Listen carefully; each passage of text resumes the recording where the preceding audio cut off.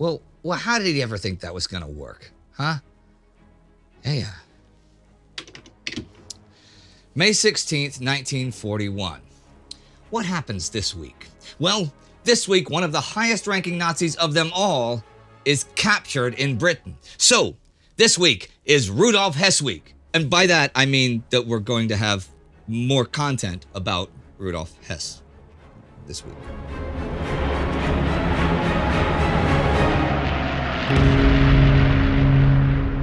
I'm Indy Neidell. This is World War II. Last week, the British captured an Enigma machine from a German U-boat. Enigma is the top-secret German encryption system. Operation Tiger brought, and is still bringing, British tanks and planes to Egypt. The British made headway in the Anglo-Iraqi War, Commonwealth forces did also in East Africa, and the Japanese attacked the Chinese in the Battle of South Changshi. That battle continues this week. Last week, the Japanese split the Chinese forces in half, and now they try to surround those halves. A Western correspondent with the Japanese army commented that the Japanese force was now vulnerably hedged in on two sides. The Japanese military spokesman agreed, but laughed it off, saying the Chinese would never close in. He was right. But as the week rolls on to its end, the Japanese are unable to force the Chinese defenses, and many of the Chinese, much of the 14th Group Army, begin to slip away to the northeast. There is an individual who slips away this week that makes bigger headlines, though. Rudolf Hess, deputy leader of the Nazi Party and second in line after Hermann Goering as heir to Adolf Hitler, is captured in Scotland on the 10th. He flies there from Germany and parachutes down to Eaglesham near Glasgow, hoping to get in touch with the Duke of Hamilton, whom he's known since the 1936 Berlin Olympics. Hess believes that there are loads of British people who are opposed to Prime Minister Winston Churchill and are also anti-communist, and that these people would want to make common cause with Germany. He leaves a note for Hitler explaining himself, and the German authorities immediately disavow any connection to or support of the mission, which sort of sabotages the propaganda value he has for the British. The Germans say that he suffers from a mental disorder, which is actually also the view of the British who interrogate him. Martin Bormann takes over Hess's former position and is given the title Party Chancellor. Hess does not, by the way, give any info about Hitler's plan to soon invade the USSR. In fact, he says that any rumors to that effect have no foundation in truth. Hitler is planning, as we know, to attack Crete before he attacks the Soviets. I talked about who will be doing the attacking and who will be doing the defending last week, but something I want to talk about now is an advantage the defenders have.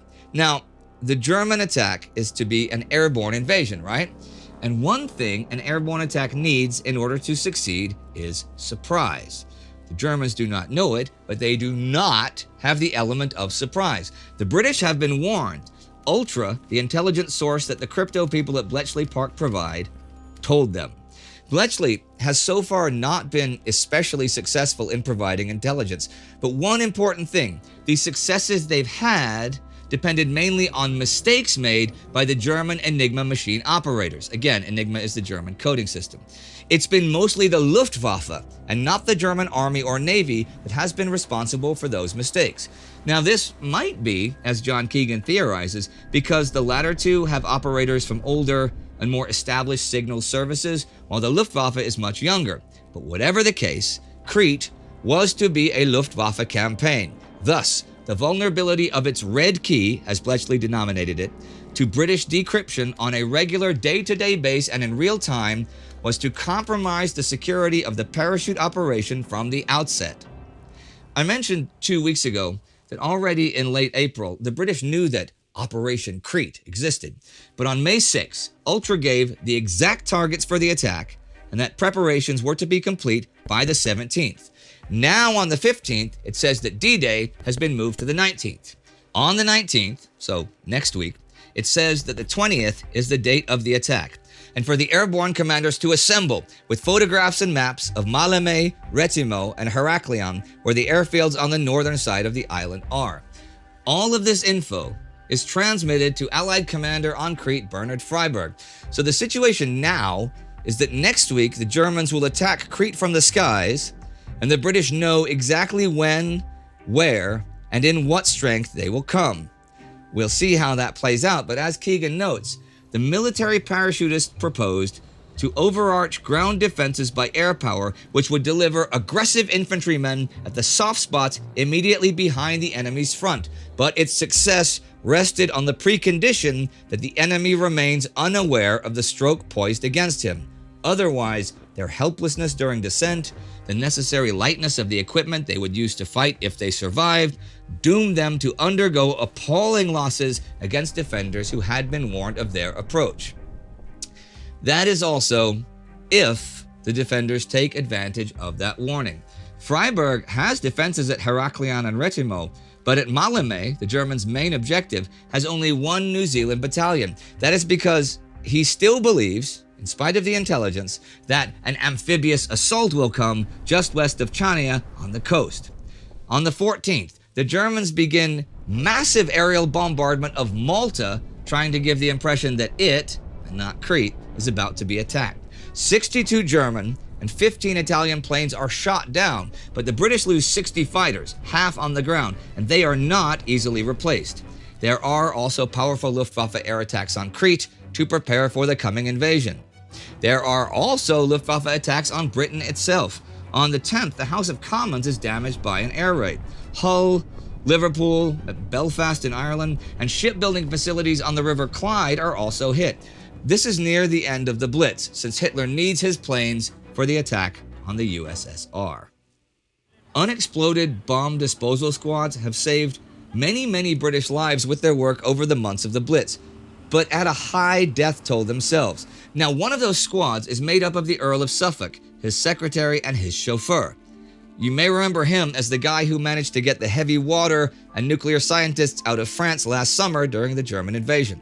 Well, on the 12th, they are working at disarming their 35th bomb when it suddenly becomes their last. The Earl is awarded the George Cross posthumously. The British are making attacks of their own this week, though.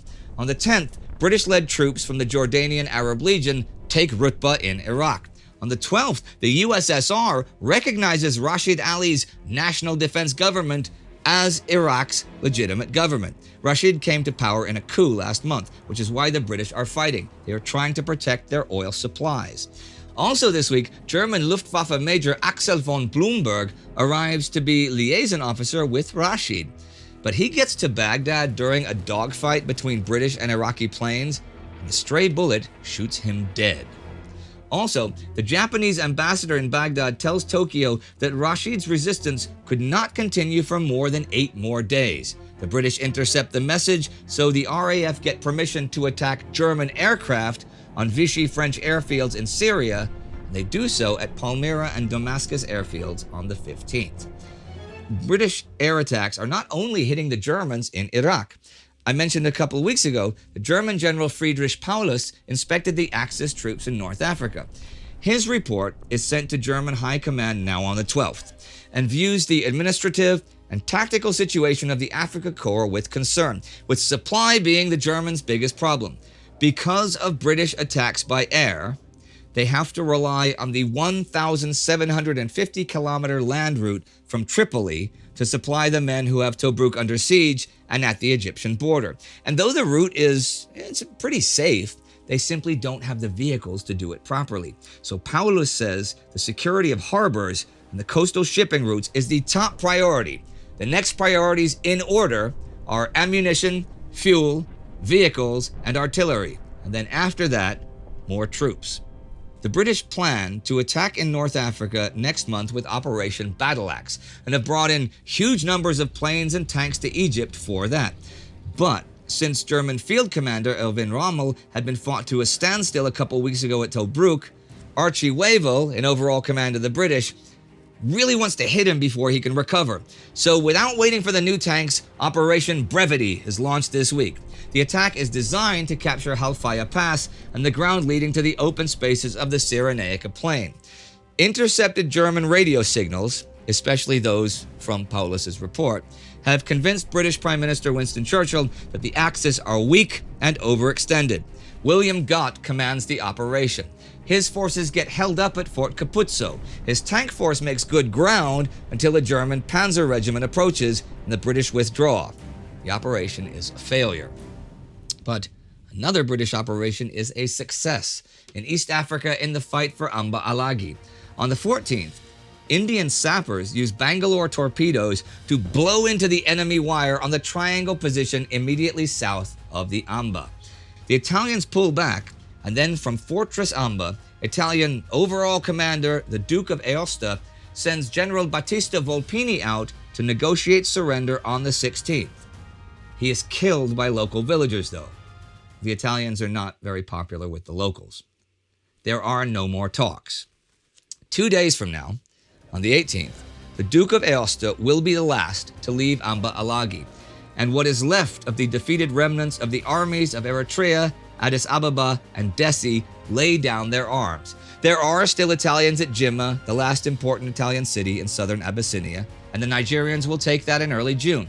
And General Nasi is holed up at Gondar, where he will hold out until November with a small force. But with the capitulation of the Duke of Aosta, the battle for East Africa is really over, and British and Commonwealth forces have won their first land victory of the war and taken the lands of the enemy. Of course, the enemy has a lot of land. They took Yugoslavia last month, and now on the 15th, the state of Croatia, established during that invasion, officially becomes a monarchy. Prince Aimone, the Duke of Spoleto, is appointed king by Italian King Victor Emmanuel III. His regal name will be Tomislav II. Count Trano, Italian foreign minister, and Benito Mussolini's son-in-law, notes in his diary that Aimone is proud at having been chosen king of Croatia, but has no exact idea of what he is supposed to do and is vaguely uneasy about it. Aimone does not, however, go to his own coronation in protest over Italy taking part of the Dalmatian coast, a region he feels can never be Italianized and will be a sore spot in future Italian-Croatian relations. Well, it's not that he has any real power anyway, as Ante Pavelic and the Ustasha will run Croatia as a one-party fascist puppet state of Germany. They will have opposition, though, if not officially. On the 13th, Draža Mihailović sends out the call for people to join the Yugoslavian Army of the Fatherland to fight the occupiers and restore the true monarchy. He sets up his revolt in Ravna Gora. This is 4 days after Tito left Zagreb to set up his own revolt, as I mentioned last week. Thing is, Tito is a communist, and Mihailović is strongly anti-communist. Well, we'll see how that goes in the future, I imagine. For now, that brings us to the end of the week. A week that sees attacks in Iraq and China, and aerial attacks on Crete, Malta, and Britain. And Rudolf Hess flies to Britain to try to, I guess, get the British to join the Germans, after nearly a year of bombing them and attacking them all over Europe and Africa. And hey, the British and Commonwealth forces have won the East African campaign. You might not think it's a big deal, but to the British Empire, it's a huge deal. They won an actual victory that no one is in a position to contest. This is the first real Allied victory of the war. The ground gained in North Africa in the winter has already been lost. They've lost everywhere else on the ground, and now they've won. And that is a start. If you'd like to learn more about the 1936 Berlin Olympics, where Rudolf Hess met the Duke of Hamilton for the first time, you can click right here for our Between Two Wars episode about that. Our Time Ghost Army member of the week is Giel Alpen. I'm not certain if I'm pronouncing that, but it's a really cool looking word when you see the letters. Giel or Giel, Alfen or Alpen. Well, be like Giel and support us at patreon.com or timeghost.tv. Every single dollar really does count in making all of this. And do not forget to subscribe, ring that bell, and I will see you next time.